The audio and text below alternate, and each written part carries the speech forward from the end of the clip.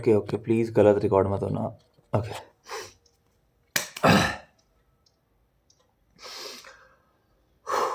Okay so good afternoon, नमस्ते, जय सिया राम और स्वागत है आप सबका एक नई वीडियो में। एंड आज 3 दिसंबर है एंड फाइनली मैं आज वापस देहरादून जा सकता हूँ, लेकिन उससे पहले बहुत सारे काम करने हैं। एंड ये देखो मैं निक्कर में हूँ लिटरली, एंड काफ्स में जो दर्द हो रहा है मत पूछो। कल का वर्कआउट वो 7 आउट ऑफ 10, आई थिंक 120 या 120 प्लस पुशअप्स करे हैं मैंने, उसमें मैं स्क्रीन में डाल दूंगा।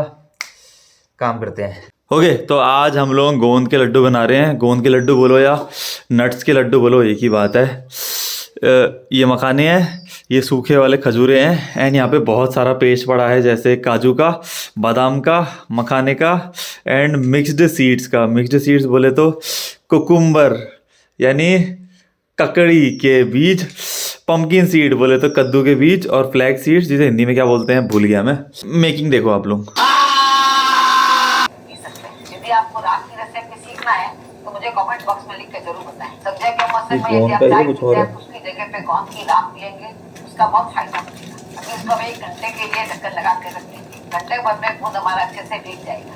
जब तक गोंद हमारा घी में अच्छे से भीग रहा है उतनी देर में हम ड्राई फ्रूट्स को पीस करके तैयार करेंगे। ड्राई फ्रूट्स या मैंने आधा कप बादाम लिए, जिसको किशमिश किशमिश किशमिश किशमिश इज ऑल्सो देयर। इसे कहते क्या है लेकिन ये तो बताओ। गुड़ का पानी, ओके, गुड़ एंड पानी मिक्स एंड बेसन। अरे गोंद के लड्डू बन रहे हैं या बेसन के लड्डू बन रहे हैं, कहाँ फंस गया यार। बेसन भी डाल लिया भैया इसमें, इस मिक्सचर में। देखने में ऐसा लग रहा है मिट्टी मिट्टी है, कैमरे में तो मिट्टी आपको लग रहा है भैया, बट ठीक है।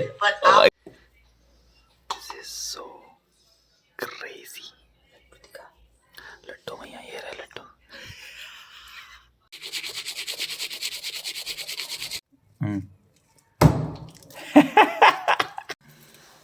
गार्लिक या फिर लहसुन, ब्यूटी। ओके दोस्तों all set, now we can leave from Khatima. रोऊंगा नहीं मैं, क्योंकि रोऊंगा तो मैं वीक दिखूंगा एंड इमोशनल बेबी लगूंगा। चलो चलते हैं देहरादून। I am coming. हर बार इतना मोटा कर देते हो भैया, हर बार। कोई बात नहीं।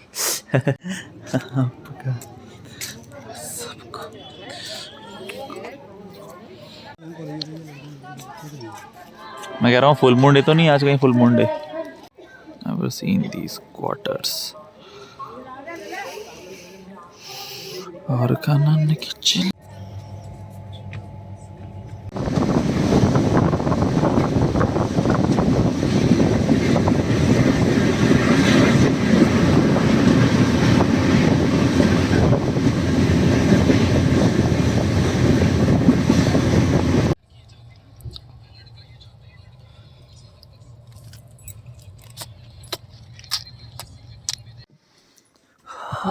Finally reached Dehradun.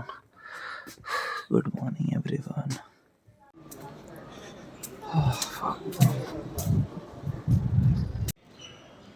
Stairs. So many stairs.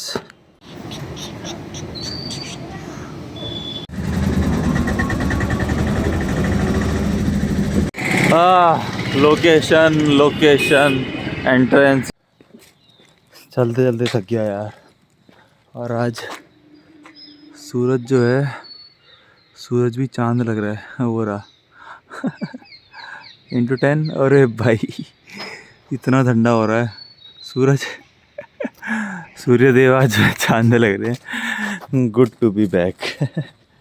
हाँ ओके दोस्तों, फाइनली पहुंच गया अपने रूम पर। Damn it. Okay so good evening everyone.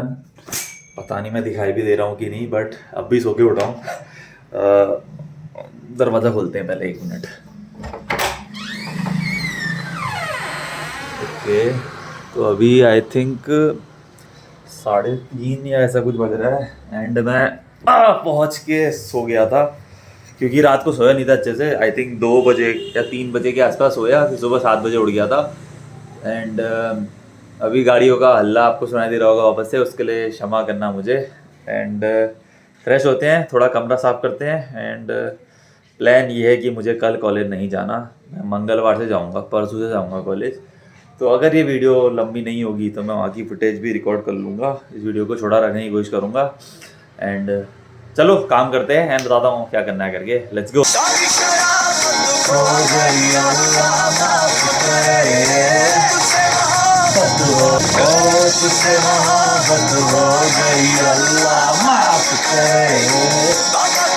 Okay तो सबसे पहले प्लान ये है कि मुझे ये सिलेंडर जो है, जो एकदम एम्प्टी हो चुका है, मुझे ये भरना है। एक्चुअली घर वापस आने से पहले यानी तारीख मुझे याद नहीं है, आई थिंक 22-23 से 2 दिन पहले ही मेरा ये सिलेंडर खाली हो गया था। तो मैं अपने प्यारे भाई अज्जू ब्रो से उसका इंडक्शन मांग के लाया था, बोरो करके लाया था, ताकि मैं थोड़ा सा दाल चावल बना के खा सकूं। एंड 1 या 1.5 दिन मैंने उसकी हेल्प से अंडे या जो भी दाल चावल बनाया था। एंड आज फाइनली मैं इसे भरने ले आ सकता हूँ। चलो गैस भर के आते हैं।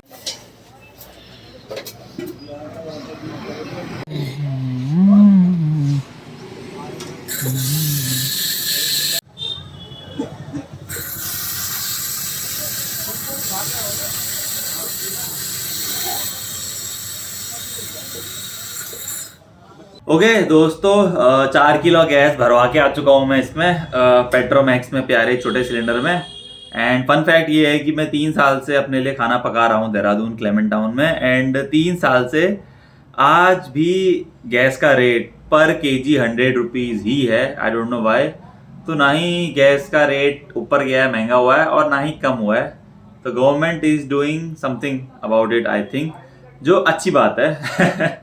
एंड अंकल से भी बात करा था मैं, मतलब सेम ही अंकल के पास जाता हूँ मैं गैस भरवाने। तो अंकल की भी हंसी निकल गई कि हाँ यार, कि लाइक 3 साल से ये भैया आ रहे हैं यहाँ एंड 100 रुपये किलो ही हो रही है गैस। चलो कुछ खाना बनाने का जुगाड़ करते हैं, लेट्स गो। ओके दोस्तों, time to cook some food. And मुझे यकीन नहीं हो रहा कि मैं दोबारा से खाना पका रहा हूँ अपने हाथों से। इस चीज़ का मैंने पता नहीं कितने लंबे टाइम से वेट किया। अरे इस चीज़ का मैंने काफ़ी लंबे टाइम से वेट किया है। अबे क्या हो गया, साथ ही क्यों आ रहा है बार बार? थाला for a reason. Okay okay okay okay. अरे तेरी तो good good good good good good good. Lighter कहाँ गया मेरा? गैस प्लीज चल जा यार, पहली बार में चलेगी नहीं चलेगी मुझे कोई आइडिया नहीं है। Come on. Oh it's working, yes.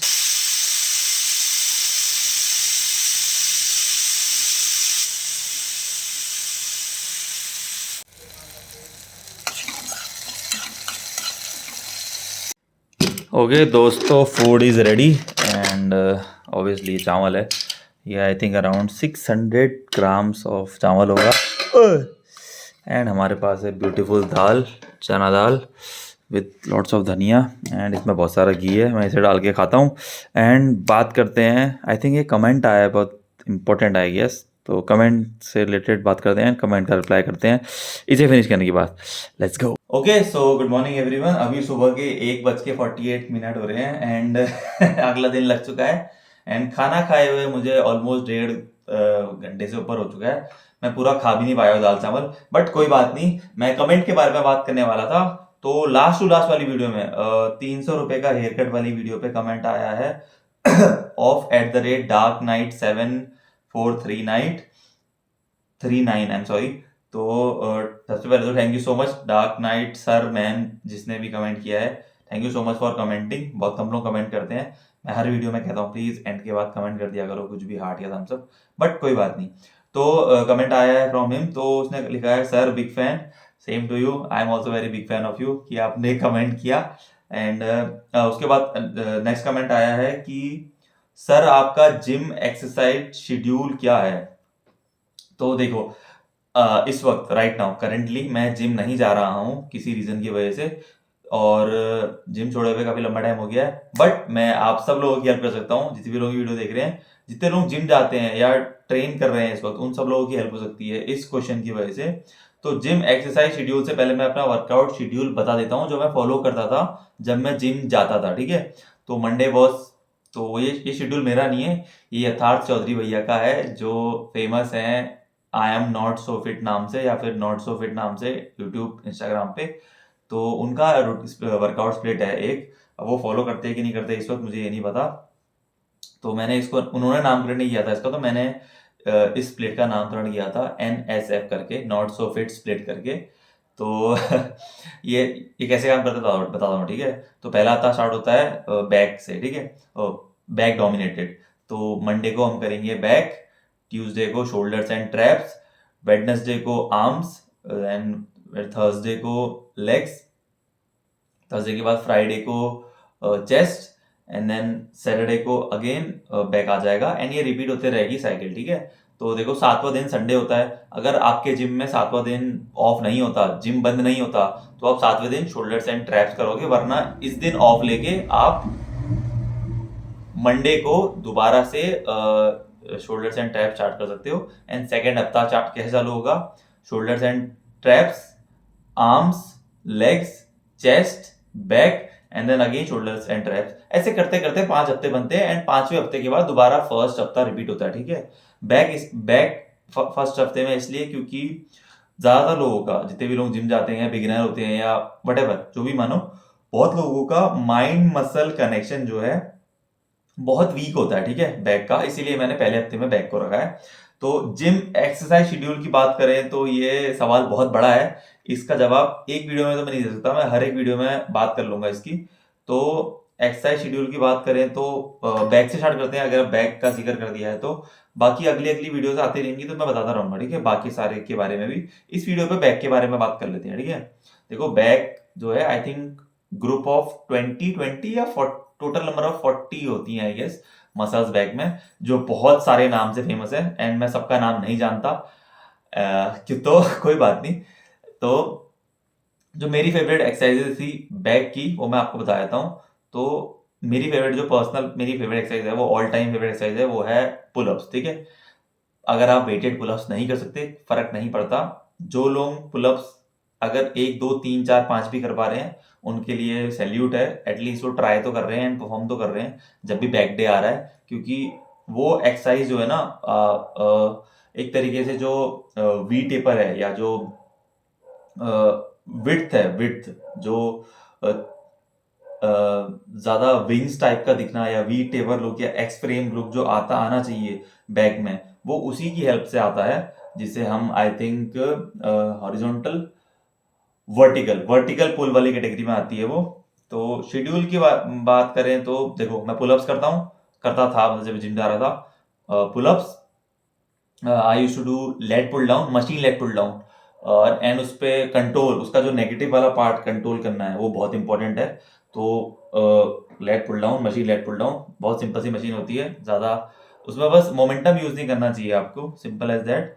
And उसके अलावा अगर ओवरऑल मैं बोलूं जिम एंड आउटसाइड को मिला के, तो मेरी फेवरेट एक्सरसाइज है any type of chest supported rowing, किसी भी मशीन या कोई भी ऐसी मूवमेंट जिसमें आपका चेस्ट जो है स्टेबल है एंड आप बैक का मूवमेंट कर रहे हो, any type of chest supported rowing movement, ठीक है।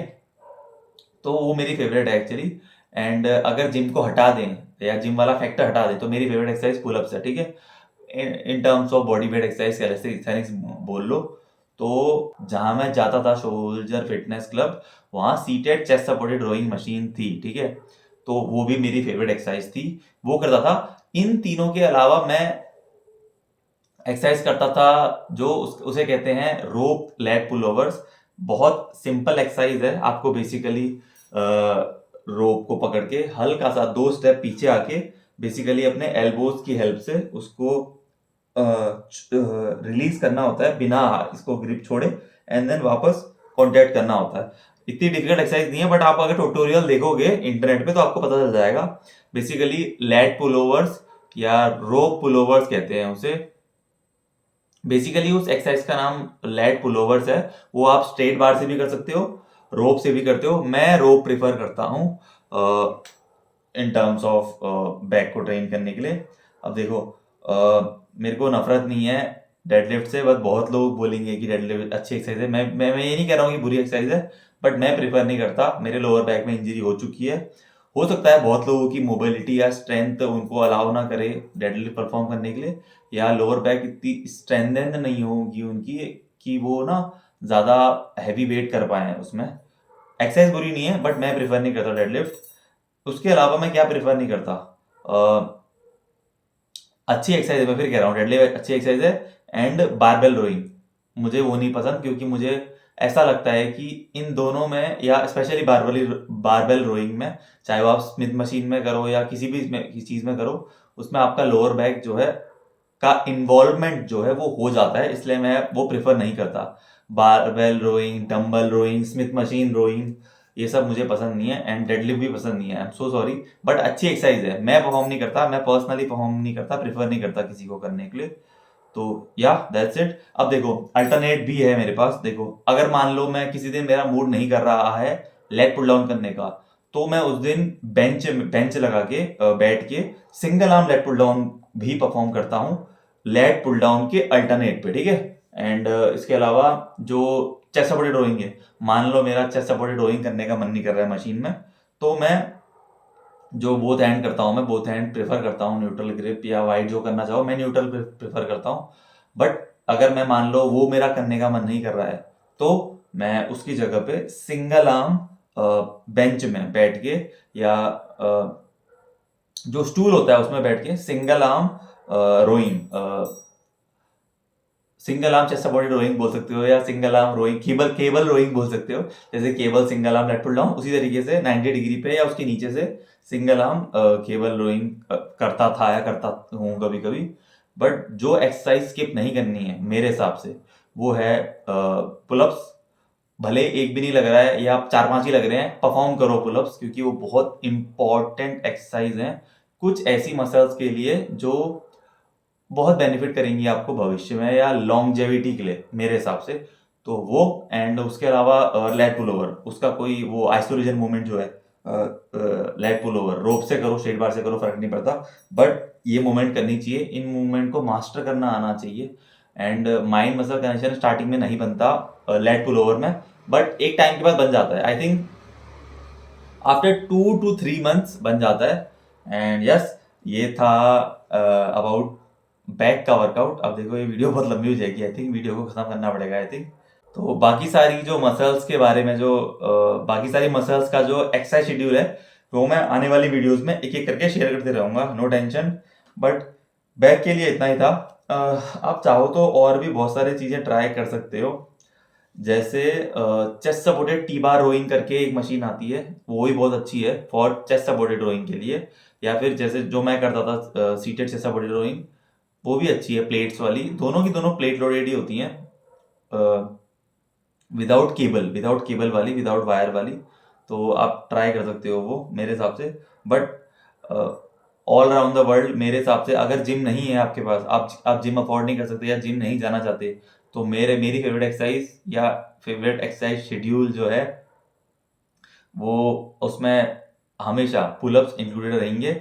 एंड मान लो पुलअप्स मैं किसी दिन नहीं कर रहा हूँ, तो मैं प्रेफर करता हूँ any type of chest supported rowing, seated, standing, whatever, but chest supported rowing होनी चाहिए बैक के मूवमेंट में। एंड इसका कोई ऑर्डर नहीं है, आपको जो सही लग रहा है ऑर्डर आप ऐसा कर सकते हो। आप चाहो तो रोप पुलोवर से स्टार्ट करके then lat pull down, then seated chest supported rowing कर सकते हो, या फिर आप पुलअप्स करने के बाद लेट पुल डाउन, पुलअप्स करने के बाद सीटेड चेस्ट सपोर्टेड रोइंग, या पुलअप्स करने के बाद लेट पुल ओवर्स कर सकते हो, कुछ भी कर सकते हो अपने अकॉर्डिंग जैसा आपका मन कर रहा है। तो ऐसा कुछ फिक्स नहीं है कि आप इसी नोटेशन में करो या इसी फॉर्मेट से करो, कोई 1 2 3 ऐसा कुछ सीक्वेंस नहीं है।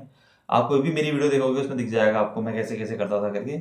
आई थिंक मेरे 3 बैक के वर्कआउट्स थे, तीनों के तीनों अलग अलग एक्सरसाइज से स्टार्ट होते थे।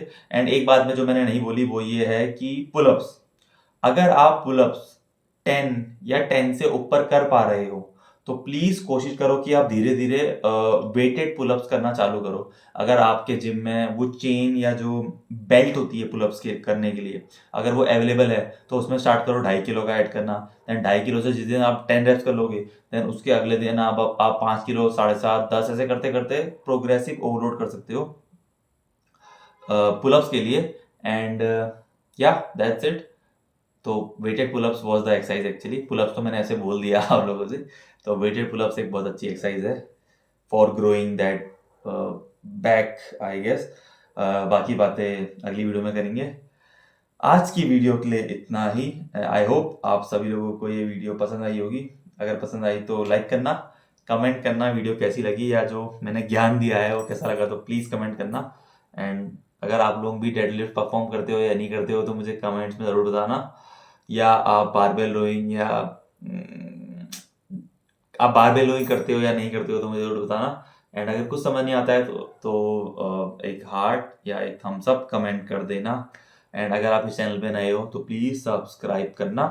एंड या दैट्स इट। एक और बात जो मुझे बतानी थी आपको पिछली 2 वीडियो से रिलेटेड, वो ये है कि मैंने अपनी लाइफ में इतना ऊनो या ऊनो फ्लिप जो हम खेल लेते, मैंने पूरी लाइफ में इतना ऊनो नहीं खेला जितना मैंने इन 2-3 दिनों में अपने भाइयों के साथ खेल लिया, भाई बहनों के साथ खेल लिया।